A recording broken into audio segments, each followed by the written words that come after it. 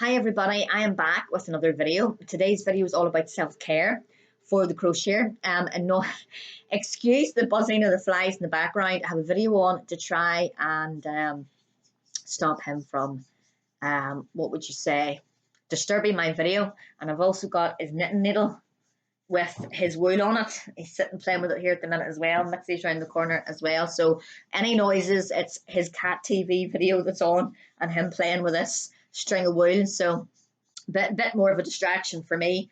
I'm trying to think about what I have to say. But I had posted, as you know, I wasn't supposed to come back until after half term.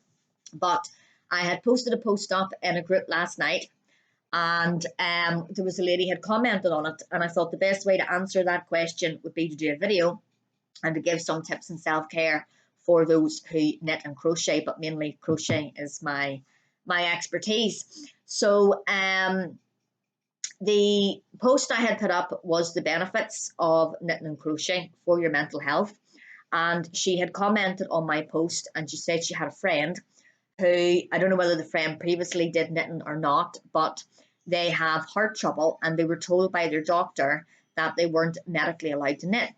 And she asked me why this was.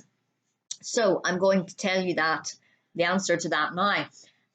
This is a knitting needle. So if you imagine having two of these in your hand, now knitting is a lot tighter than crochet. The stitches in knitting are a lot tighter than crochet. And when you're sitting like this to knit, like this to knit, and you have this on this side, you're sitting like this, basically. And what that does is, when you're knitting like this, that puts a lot of tension and strain on the musculoskeletal system, so on your muscles and your bones, and it can also restrict your breathing. So for those who knit or who would like to learn how to knit, I suggest checking it with your doctor first to make sure it's going to be medically fine for you.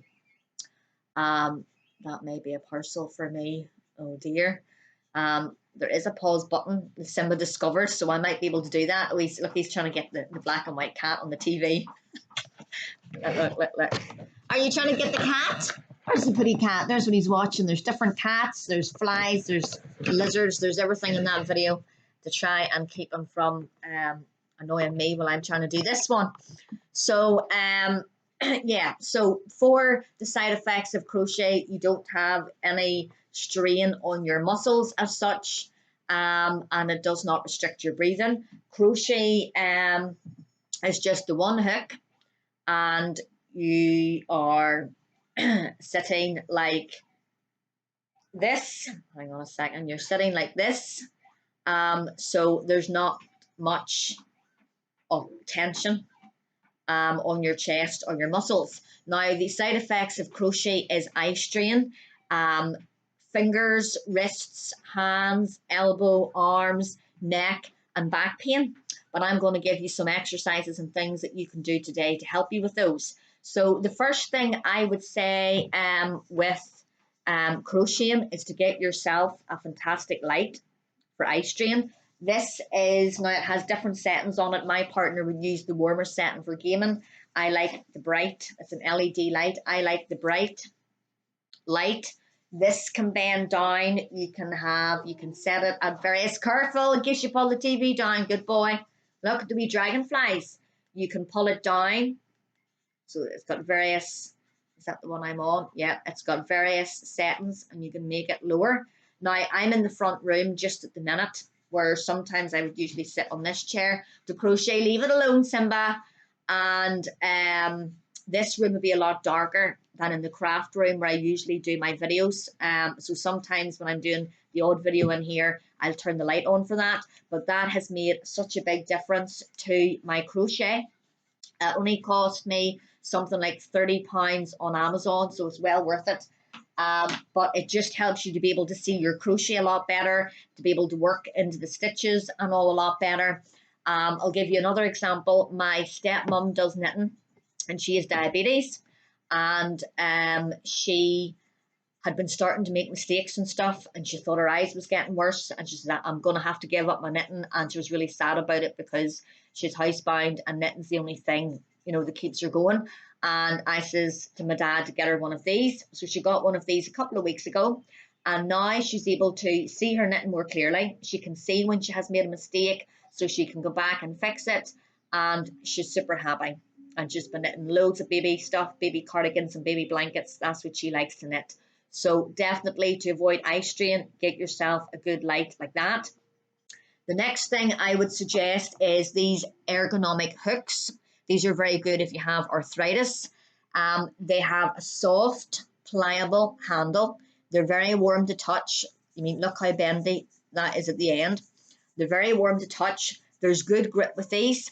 The metal hooks are very thin. They're very cold to touch, and you really have to grip on with the metal hooks while you're crocheting. So I would suggest these to prevent the wrist pain and the tendonitis, and you can also get carpal tunnel syndrome as well with crocheting. Please leave that alone. Look, where's your needle? Sorry, where's your needle? Look, here. Come on. Look, where is it? Come get it. Look. Look, Simba. Simba. Look, what's it doing in here? Look, Simba. What's it doing in there? Come on, see. Come on. Let's go. Come on, see. Quick, quick. Or else I'm going to have to get you some munchies. Sorry about this. Every single time now. I can't even close them in another room.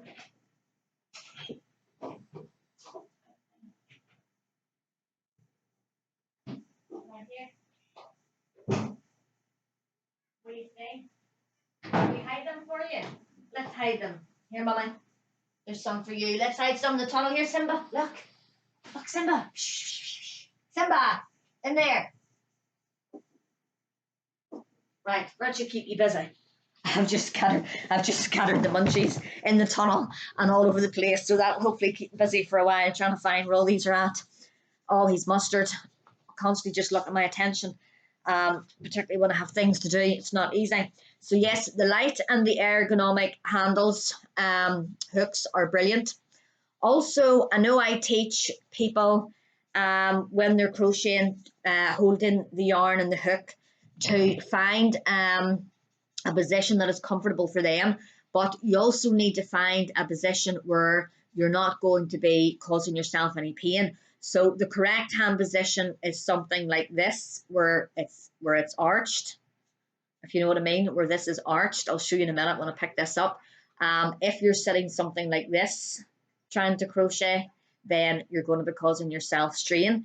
If at any time at all you get any neck, back, hands, elbows, or arm pain, completely stop crocheting and have a little look at what way you're doing it and so forth. So I typically wrap my wool around this little finger here first, and then I bring the next part up around here. So I would sit, and let me just do a slip knot. It'll be easier to show you if I do the whole thing like so. So this is the way I do my slip knot, and pull it up through there. This tightens it, but you don't want to have it completely tight. I've got space. I don't know if you can see that. You can now. I have space there between my hook and my yarn, so you don't want it completely tight to the hook. So this round here, this up here, and there is the hand position. I crook this over, this finger over. This is the hand position. I use the knife grip. This is the hand position. So my hands are, this wrist is completely straight. This one's okay.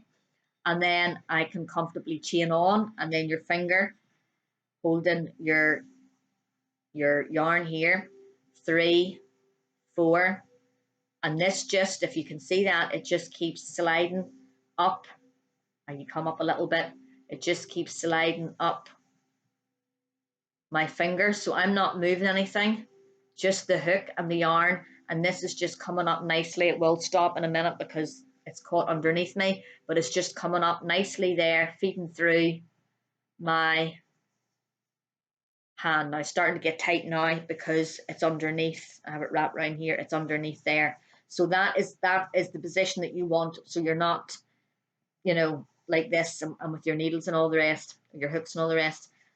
So that is the way I do it. Obviously, I don't sit with my hands in the air like that. I've had to do that to show you, which comes on to my next tip. I have a curved spine, and so it's very important for me to try and be more self-aware of how I'm sitting. I need to sit straight at all times with my back straight. I'll just tilt this down a bit. With my back straight, so I'm not slouching. I typically do sit on this side of the sofa, but this side of the sofa slants as well, which doesn't help. Most of the time, now I know some people like to crochet in bed. I find that the most uncomfortablest position ever, because you're kind of slouching back like this and trying to crochet. You can crochet on your lap as well. You can set your arm and your thing, and you can crochet on your lap if you find that comfortable. The only thing is, if you have your crochet set in your lap, your neck, you're going to get a lot of neck pain because you're looking down all the time. So I typically like to have mine sort of at eye level. So when I'm sitting back, I will have mine at eye level. So I'll be sitting like this. Let me put this back on again. I'll be sitting like this. I only have a curved spine due to the weight of my son Daniel when he was born. So what I mean by a curved spine is my spine curves to one side. I tend to slouch to this side since he was born, and I have a rib here which sticks out quite a bit more than the other side, and it can be quite painful. So I would sit up straight. A cushion is another good thing for your back. This one I made myself, and it's softish, but if you need a more firmer one, by all means do so. You can get a foam cushion called a comfort cushion for your back as well for crocheting. So make sure you're sitting up straight and no slouching. You might need to be, like I say, like myself, a bit more mindful, because sometimes when you get down into it, you can start to really relax and your body can sort of, start to slouch. So try and be aware of that at all times. But a nice cushion in your back. Sometimes I don't keep it right down at the back. Sometimes I'll push it up, and so it's sitting in the middle. Can you see that? It's sitting in the middle of my back. Sometimes I'll keep it up there, particularly when I'm sitting. My favorite place to crochet isn't kind of sitting here. My favorite place to crochet is next door, where, well, the kids toy room, I call it my craft room, where I do most of these videos because there's better lighting in there. Beside the tumble dryer, I sit on one of the kids recliner seats, but not obviously tilted. I sit straight up. It's just an easier seat for me. It's just the right size for me because I'm small, and it's got a firmer back. Even with the cushion, it's got a firmer back than the sofa, which is quite soft. So I find the firmer chair, the firmer back on the chair helps me, and then my cushion, and sit up straight, and then I bring this up round, as I say, and I'll keep this level. So my arms are quite loose. They're not tight at my sides. My arms are quite loose. My fingers, my wrists, everything is relaxed. Simba, everything is relaxed, and I can just sit and crochet. Now sometimes I'm doing this because I'm doing this video, trying to show you, sometimes I'll bring them down, my arms will be in at my side, but they're not tight, there's no tension there, and I have never ever had any pain when I am crocheting. I just use my top finger to regulate the wool coming nicely through my fingers, and that's the type of tension and softness, suppleness that you need in your hands and your wrists and your arms to prevent any injuries. Now, there's also something else we can do as well. He's way back to again, Simba! And that is some exercises. So I don't actually do any exercises. I mean, I do plenty of walking and different things. I don't actually do any exercises before. I'm going to have to shout at him again. I'm so sorry. Right, come on. Did you get all those munchies? Are you sure? You did? Come on. Let me see if I can put a different one on then. What about the birdies? What about birdies? Would you prefer to watch birdies? I can't even find the thing. I'll have to come out of this completely. You have messed up the mouse. Hang on. Right, look, what do you see? Look, here's the robins. Do you want to watch the robins? Here. Look, come and watch the robins. I'll be finished soon, I promise. Come and watch the robins. So very sorry. Every single time. So yeah, I need to move this back out because I'm going to have to get up and show you some exercises. So some exercises for your wrists. We can do this with our wrists. We can do it, hang on. We can do this with our wrists. We can do this way with our wrists. Another one is going round this way and then changing it. Leave it alone. Leave it. I'm going round this way. The same on this side. Rotate this way and then rotate the opposite way. Come on.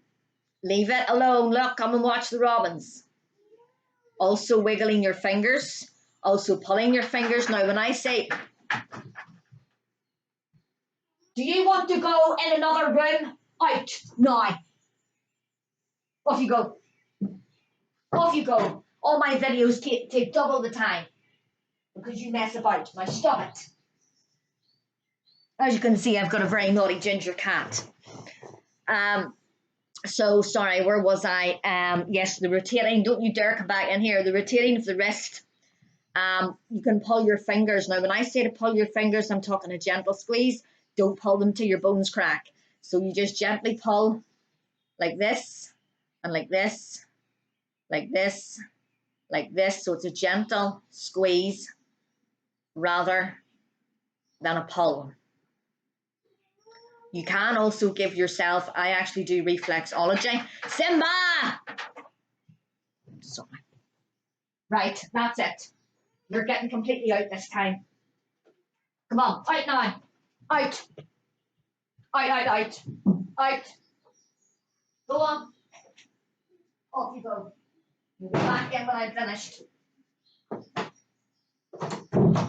He's 2 doors down so he doesn't scratch and annoy me.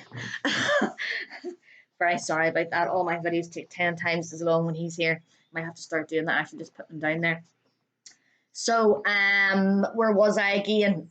With our, yes, the part. So I do reflexology and I'll typically do a hand massage. There's a little point in there which is very calming and relaxing, and you can rub in there as well with a little bit of cream. I like to use lavender. Jasmine loves her lavender. Reflexology hand massage, and it's the same thing. You're putting the cream on, you're pulling your fingers and so forth. You're rubbing that little bit in there, and I rub from here down because the flow of energy that goes down this way. So that's all part of the reflexology. The other thing is you can do this as well before you crochet too. You could put your arm up and your arm down just to waken those muscles. So it's a bit like an athlete. Anybody that does sports or anything at all will always do a warm-up and exercise their muscles first. For your neck, I would suggest looking up and looking down, looking left and looking right. You can do that a couple of times. For the stretch in the back, you don't have to hold your elbow for this, but some people do. I put my hand just sort of in the middle of my back here, and you can hold it like this, is what I used to do in school, and you'll feel the stretch coming down here and down round your back. So you can do that on both sides as well. It helps your arms and stuff too.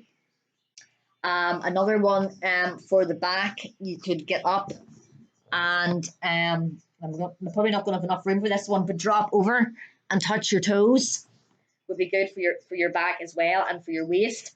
The most important thing of all, as well as the exercises and things, and holding your hook properly and having your light for your eyes and things, is taking breaks. Now, I typically don't have an issue taking breaks because I don't get to crochet for any more than 30 minutes till an hour at a time.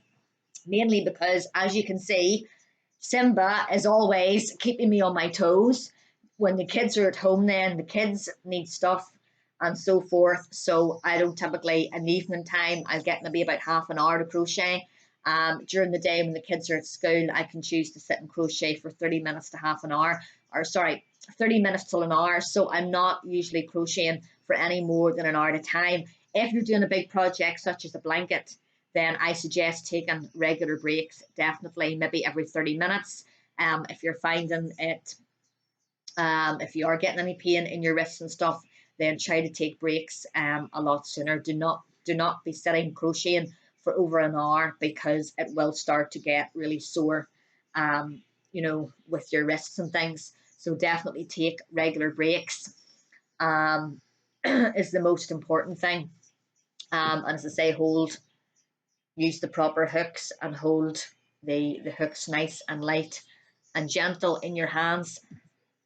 If you do get any pain at all, then stop crocheting and take a little break for a while.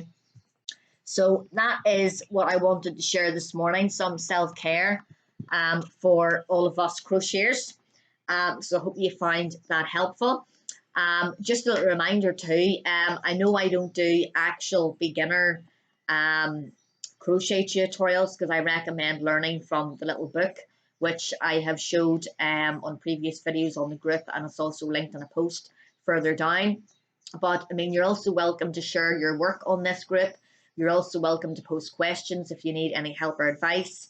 I can also come on via Messenger and I can do little videos that way if you need me to show you holding the yarn and stuff. I should probably have showed you the left hand. That was right hand because I'm right-handed. I can left hand crochet. I actually taught myself to left hand crochet. I don't find it all that comfortable, I have to say, but I taught myself to left hand crochet because I was teaching somebody to crochet at that time and they were left-handed.